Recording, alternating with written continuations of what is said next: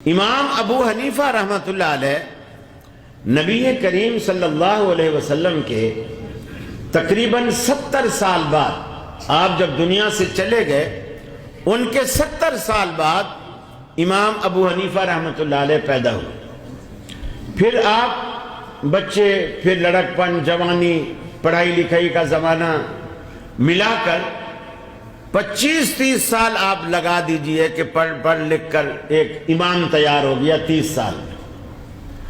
اب 70 سال بعد آیا تھا، 30 سال یہ لگ گئے، کتنا ہو گیا؟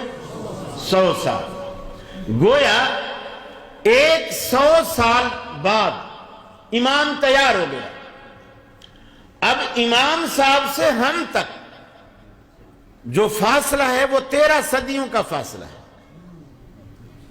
اور رسول اللہ سے ہم تک 14 صدیوں کا فاصلہ ہے، اور امام صاحب سے رسول تک 1 صدی کا فاصلہ۔ ماشاءاللہ قصور والے میتھ میں بڑے تیز ہیں، ماشاءاللہ 1 صدی کا فاصلہ۔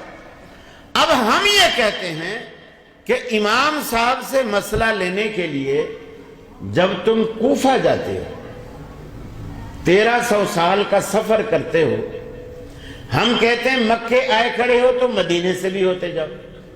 تم یہ کیوں نہیں کہتے کہ چلو کوفہ آئے کھڑے ہیں، 1300 سال کا سفر کر کے اب مزید 1 صدی کا فاصلہ رہ گیا ہے، چلو مدینے سے بھی ہوتے جائیں؟